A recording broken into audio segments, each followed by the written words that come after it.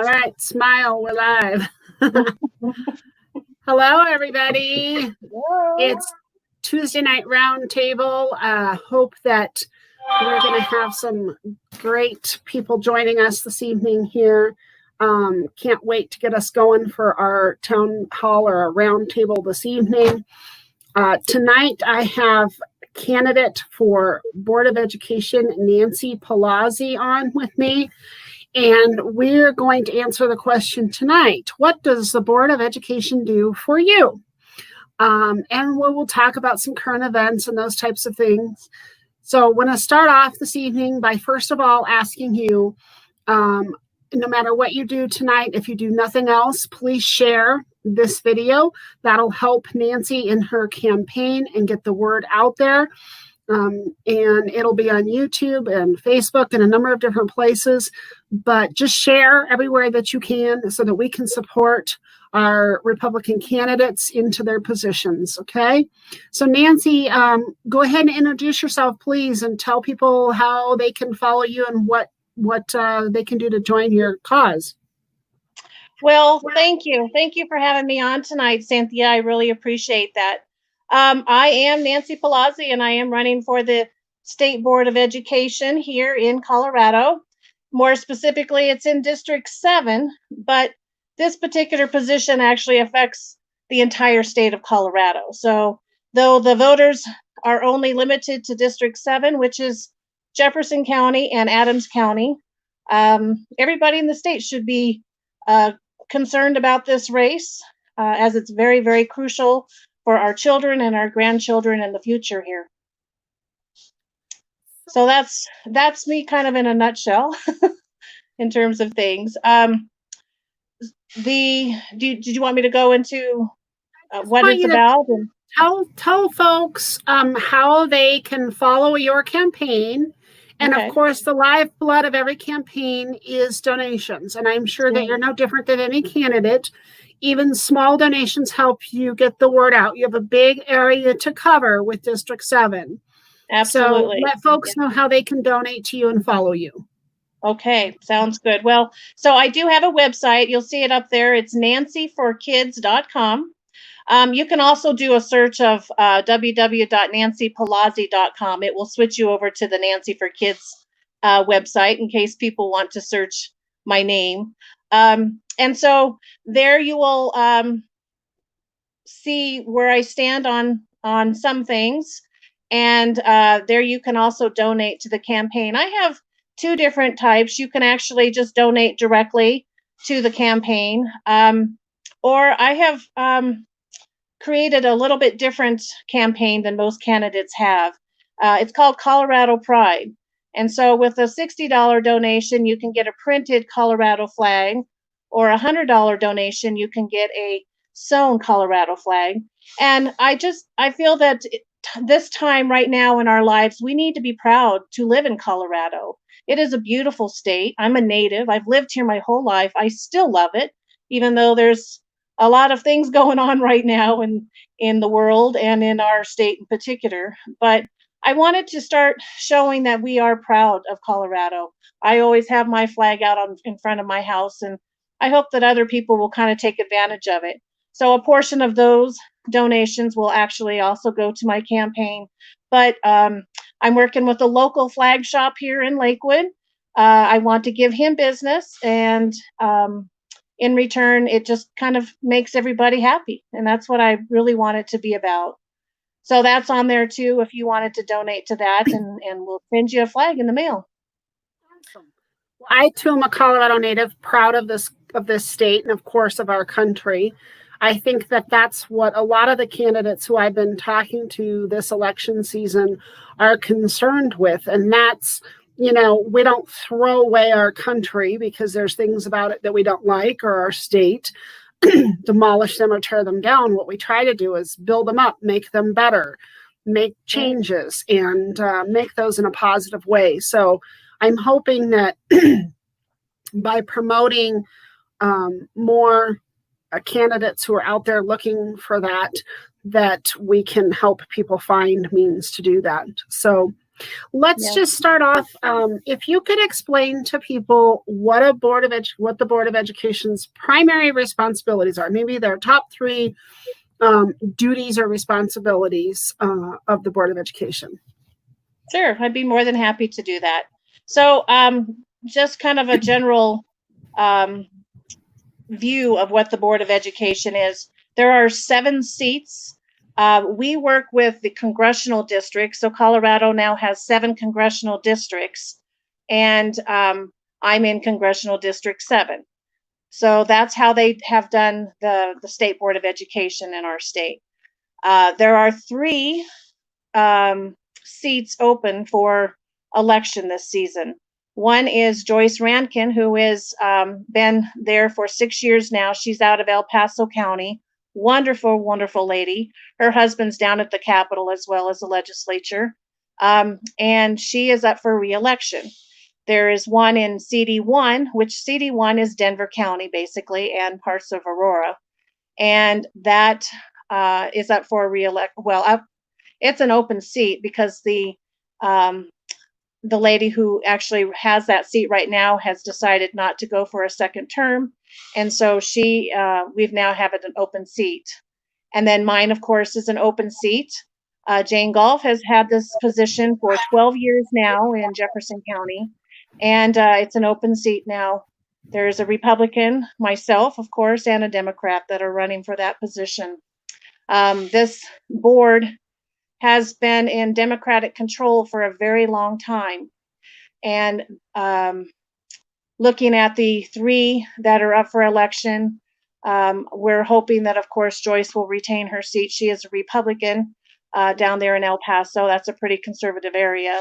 The one in Denver, I hope she wins, but the likelihood is we really have never had a Republican candidate out of that area for a lot of things, so many positions, unfortunately.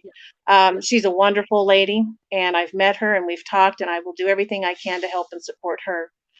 My position is a little bit more crucial. This is the swing seat. Well, let's put it this: when I win, we will then become the majority for the State School Board of Education. So this is absolutely crucial that I win this seat. That way we can start bringing back conservative values into our education system and to stop some of this nonsense that's really going on. And I hate to say that, but it really is nonsense.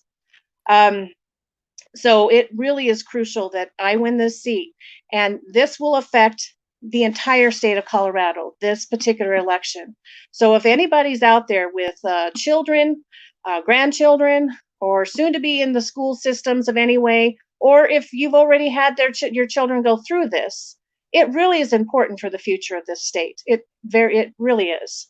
So that I wanted to explain that part of the election process and what this is. The State School Board of Education has pretty much only 3 purposes. They do a lot of other things, but these are the 3 purposes. About 2/3 of it is actually just doing the budget. They receive funds from federal and from the state. Billions of dollars in terms of that goes into education. Education, in terms of looking at the state budget, it is 43% of the state budget that education receives. Medicaid is the other half of it, and another 17% goes into transportation and the general fund and other things. So that's how important education is here. I mean, 43% of the budget, of the state budget, goes into education. So we have to take all of that. We have to go into considerations for each school district. They have to submit their requests for money, programs that they're going to be doing within the next school year, et cetera, et cetera. Then we have to go through and we have to evaluate that, take into account plus and minuses in terms of children in and out of the school system and what's going to happen with that, if there's a growth or not a growth. And then we disperse the money appropriately. So that's the most crucial part of it. Then we also do the credentialing for the teachers. So that needs to go into a review. How are we going to credential our teachers in the future? I think that's really important, especially now due to this COVID and teaching online now. This really needs to go under review. And then the last part is doing we are reviewing all of the curriculum. That's it. That's the word I'm looking for, curriculum. So anyway, we are reviewing that. There are 3 curriculums that the board will be reviewing next year. One of which we will be talking in depth is that sex ed curriculum that 2 years ago passed through legislation. And that's one reason why I chose to run. I think that is detrimental to our children.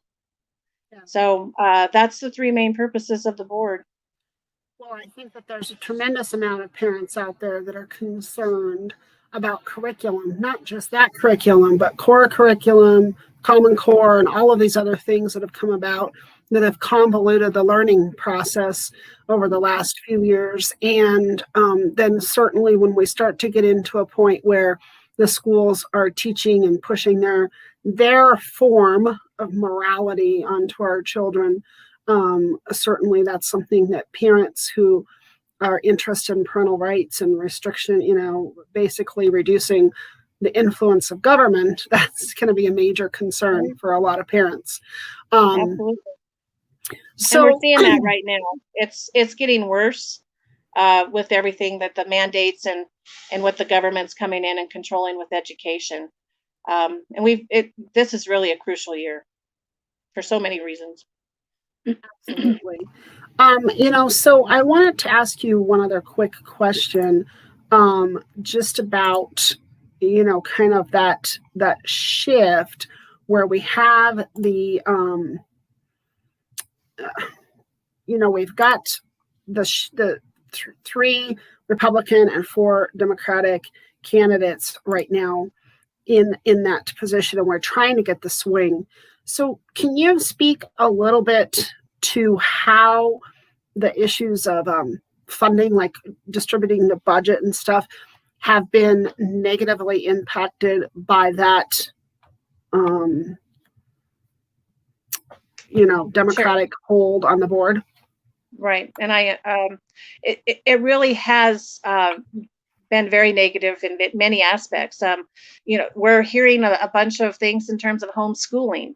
So since we have gone into this online teaching last semester, and it looks like there's going to be quite a bit of it this semester in the public school system, many people have switched over to homeschools. They're doing these co-ops, and they're getting together and they're working together and doing homeschool now, which I'm happy to see. If they're not liking what's going on in the public school systems, which you can see that's happening, they're pulling their kids out, and good for them. But when you're talking about budget-wise, they're getting shafted. They're not getting the money that they should be. And with this increase of homeschooling, it's going to take funds out of the public school system and go into homeschooling. At least that's what I intend to do with that. The other parts are the charter schools have been shafted in many ways, and I am all for charter schools. I'm all for school choice as well. And then you're looking at, there's some private schools too. I mean, they don't get much funding, but they still are able to get funding. So they have just completely, this board has gone hog wild about, public education, and let's forget about all the other types that are out there that are very important as well. It's statistically, homeschools and charter schools are the ones that have the best turnout with students and their grades. They're always at the 60 or above percentile as compared to the public schools. Jeffco, I believe, is only at about 38% right now, or 40. So there's a big difference there. Yeah. Well, and as a parent of a school-aged child myself, I feel hostage sometimes to that school system, right? Because so much of my tax money here as a homeowner in my area goes directly into a school system under which I have no control over how that money is spent, and it's driven by negative politics. And then if I don't want to participate in that system, then I'm forced to not only pay the taxes into that system, that is not necessarily working, but then I would also have to pay for my child to go to a private school or something else if I chose to do that. And I know that that's a concern to a lot of people. And don't get me wrong, there are a lot of very good teachers out there. My son had some teachers this year that were just absolutely phenomenal people. They were caring and genuine and dedicated to what they were doing. And I think that far too often, people who critique and criticize the school systems, whether it be the curriculum, the way that the school boards are making decisions, or whatever it is, people who question that become sort of bastardized, right? They are seen as being anti-teacher and that we hate teachers and that type of thing. Of course, that type of a thing goes on across the board, right? Anybody who's challenging that status quo, especially right now, as we're seeing such a horrific influx of extreme liberalism, socialism being pushed across the country, anybody who challenges those ideas, then of course what we do is we paint them out to be a horrible person, right? If you don't believe this, you're a racist. If you question this, you hate teachers. And so we paint people to be these horrible people if we even question that system, which is certainly couldn't be further from the truth. I couldn't possibly question the system more than I do, but yet still support the good teachers that are out there and what they're doing. And so they are not mutually exclusive. And I think people forget that. You can support teachers and care about them and believe there are good teachers out there and still question the school system and have a problem with the way things are going. And I think I find parents don't feel that they have a voice. I know so many parents who have just stayed quiet. And there was times during my my son just graduated from high school. He was one of those 2020 graduates. And there was times I had to keep my mouth shut, and I did because I didn't want it to affect my child. But there's thousands of parents just like that have been told to just stay away. We don't care. You're not important. But you know what? They are important. And those kids are important. Yeah, absolutely.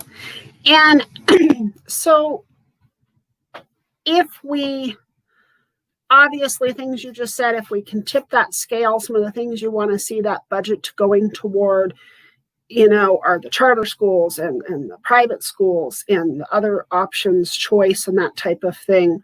I think that just talking about teachers, right?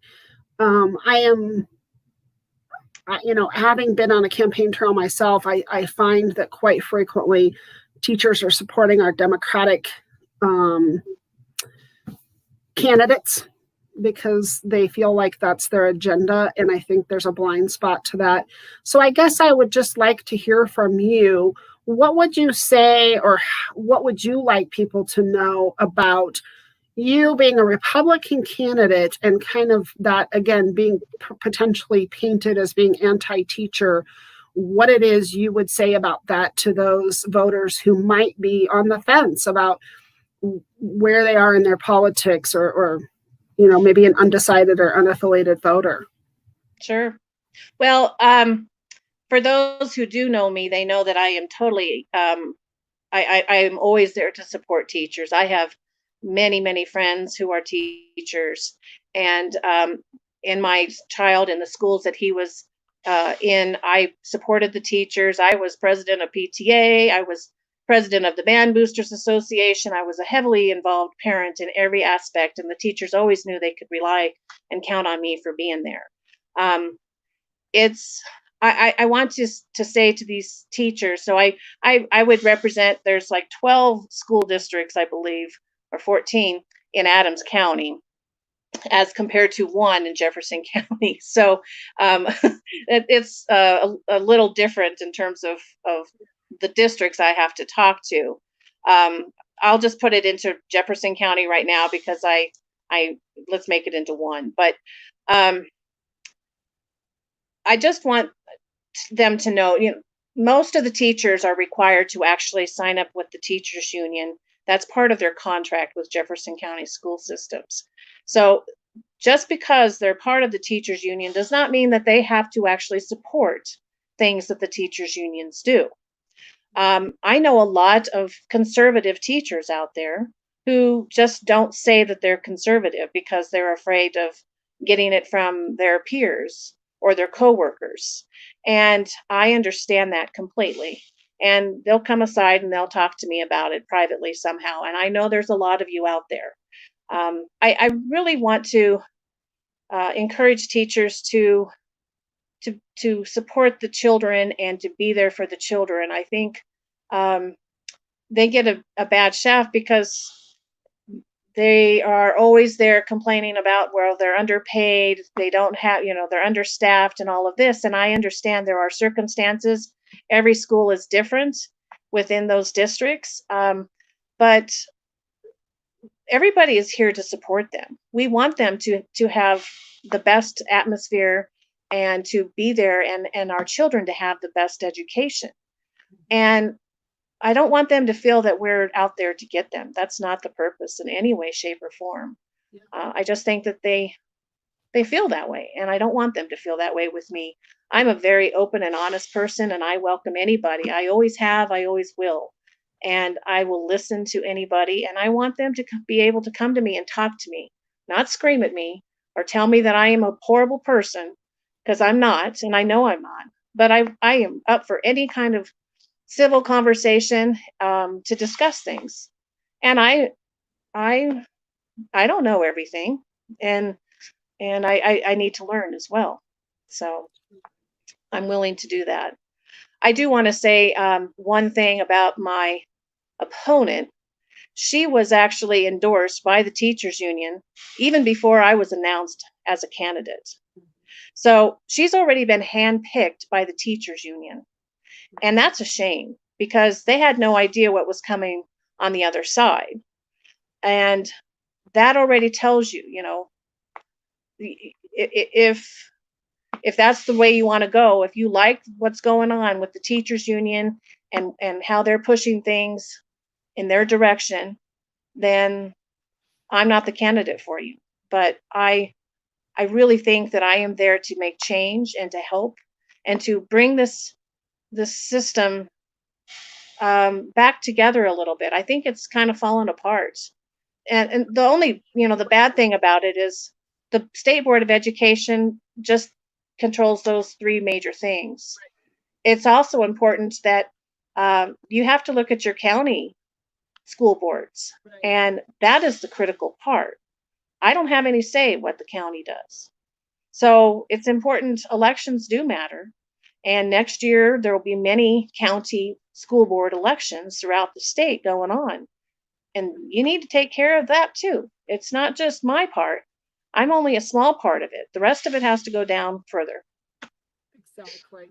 Well, and I do think, though, there can be some equilibrium brought by the school board in looking at curriculum development, in looking at how we're allocating our resources throughout the state, and that we're doing that in a fashion that is representative of parents having the most options possible to them. And I do know that, and I wouldn't even ask you to speak whatsoever about the teachers unions right now. I read a article that was just written a few days ago in the New York Times that supposedly, 3 million teachers are afraid to go back to work.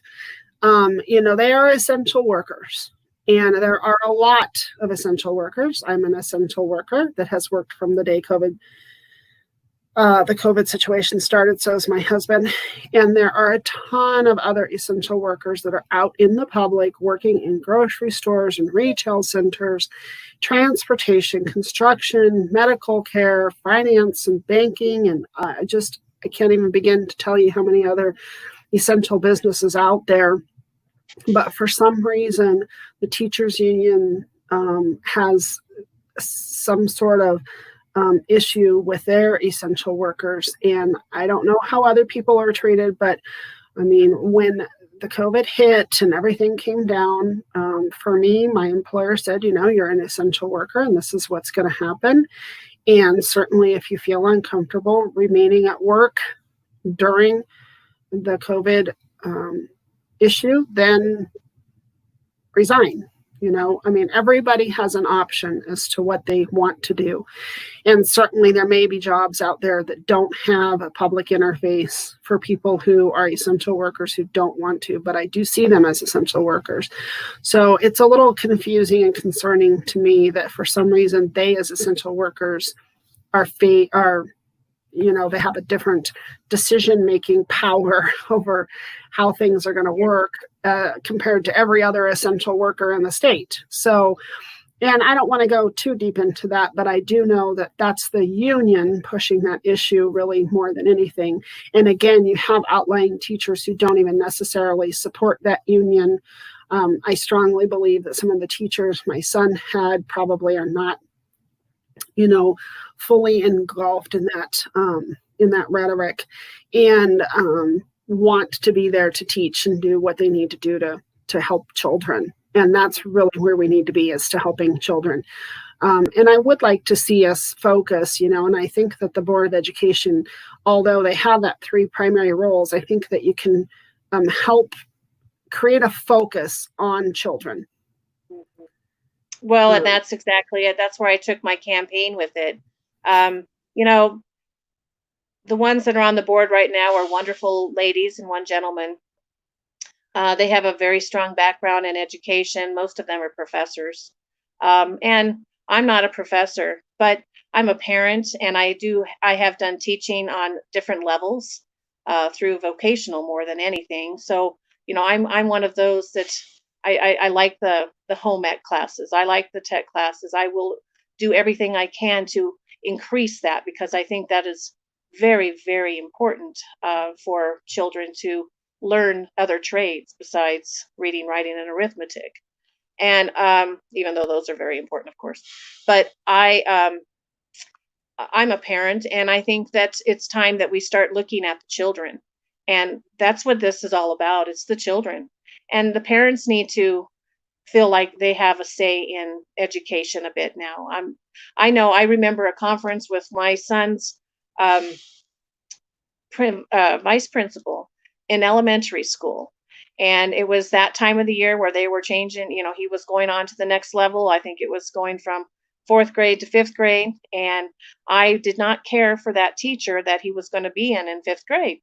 And I sat down with the principal, had a nice talk, very cordial, and said, I'd like for you to put him in the other classroom. I don't think that my son will get along with this teacher at all. I go, he hasn't yet in terms of passing in the hallways. Please, would you do that? And he basically in my face told me, well, you can say and ask what you want. I'm still going to do what we're going to do. And it doesn't matter what you say. And that really stuck with me as a parent, going, really? Is that really how you guys treat the parents? That's just not right. But through the years, I saw that it still continued that way. And that's really sad. And I hope that this will change, because the parents can be such a great support system, and they need to be a support system. And maybe that's why we don't have the parent support that the schools ask for. And they say, oh, well, it's not at home. We have to be there and babysit the children. Well, maybe if you let the parents be a little bit more involved in this wouldn't be such an issue. Yeah. Well, I think that Jefferson County Schools has some issues that they need to address, certainly at the county level. I hope that once you're elected to the state board, that certainly you can play an influence on that curriculum and that certification for teachers. And hopefully that will trickle down in terms of what it is we expect of our educators in terms of their responsiveness to parents and that type of thing. I had a horrible experience in Jeffco the one year that my son attended there in 4th grade with a very abusive teacher. And when I tried to reach out to the board, they basically refused to even speak to me. In the superintendent's office, I was basically told to go pound sand.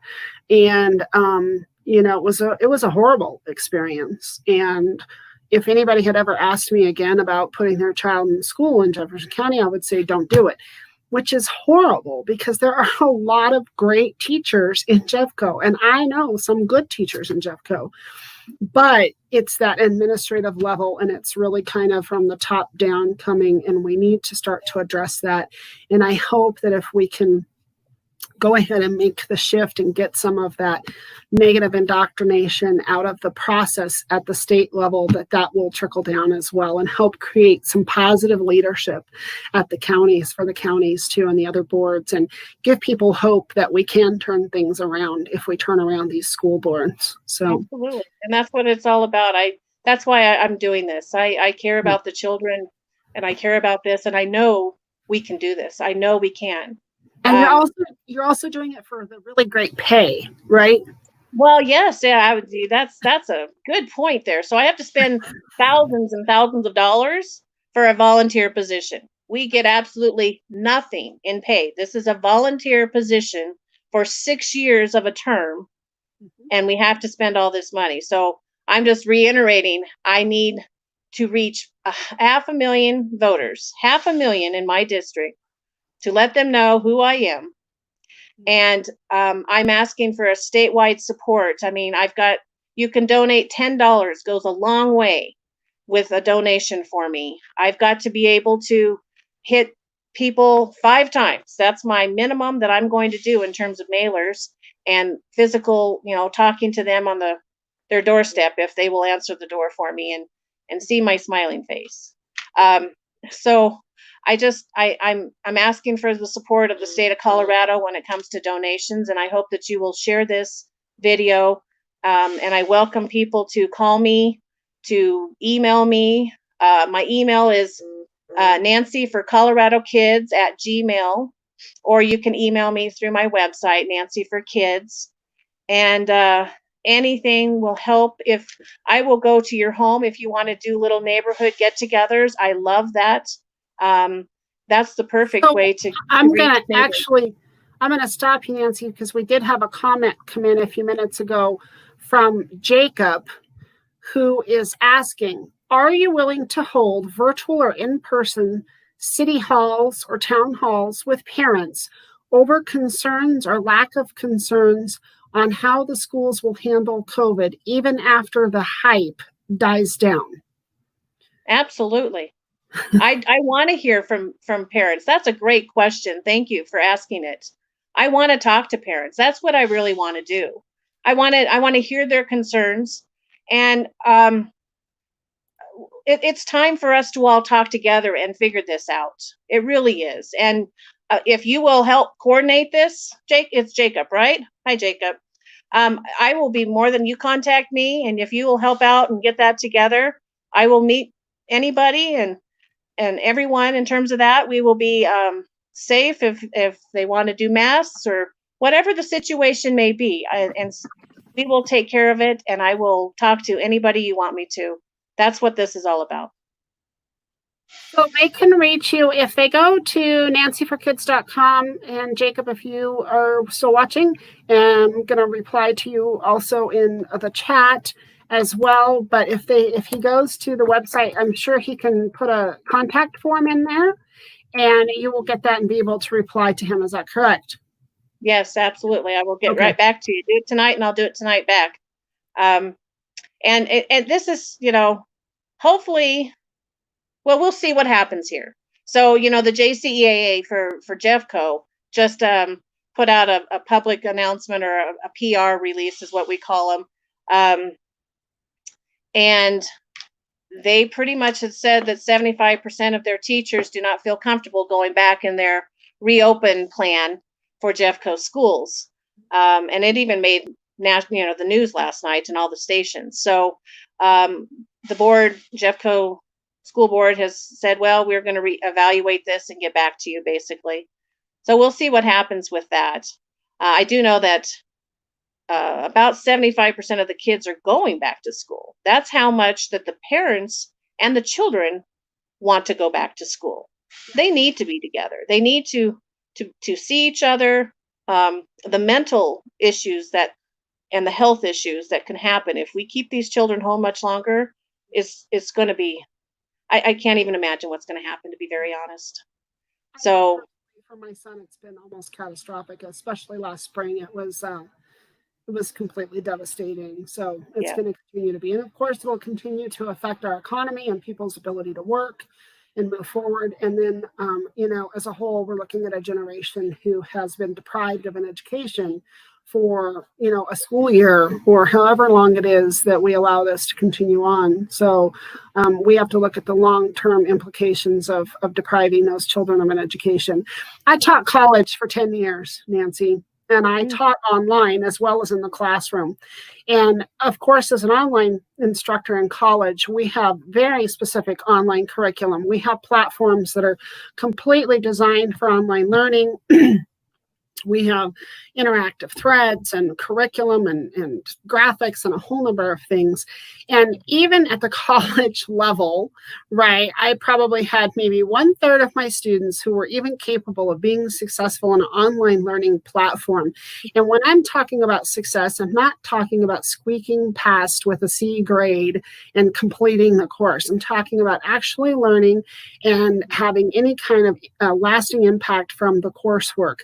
And if maybe a quarter to maybe a third of them had any kind of success out of the classes.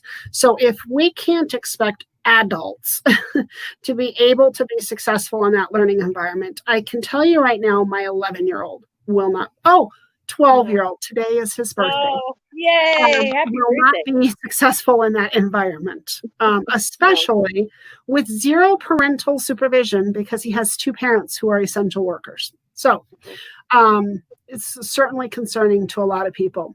Well, I want to be respectful of time and wrap up. I know we started a couple minutes late, but I'm going to encourage you, even if you do not live in Nancy's district, this is critical to our state, folks. I don't care what county you live in. Go to nancyforkids.com, put $5 on it, invest in her so that she can invest in your children. Last but not least, I'm going to tell everybody again, please share this video. Every Tuesday night, I'm going to continue my roundtables. I will be bringing you information, candidates and other things that'll help us move forward and promote our values of liberty and just moving forward. So continue to watch, but also please share this, help Nancy get her word out there and her message. You can do that through, any means possible, Twitter, LinkedIn, Facebook, plaster it out there. Okay. And then continue to join me each week to help all of our different candidates and folks that are coming on. And if things go well, maybe Nancy will join me closer to the election time again, and we can bring her on again to talk a little bit more. So I'll be more than happy to. And thank you for giving me the opportunity, Cynthia. This has been very fun, actually. Yeah, it's been great. And also, Jacob, if you can hear us and you're watching, I will reach out to you online as well if there's something that I can help do to facilitate. And Nancy, that's for you too. If I can help facilitate those town halls or in person, the technical part of it or online meetings with parents, more than happy to do that. That's really my role at this point, is advocacy for our values and to help us get out there and reach the voters. We are living in a new era. We need to do things in a new way. So if I can help with that in some way, please reach out to me and let me know. Okay, fantastic. Thanks again, honey. Thank you. Vote. Yes, please vote. It's so important. Yes. Bye, everybody. Bye-bye.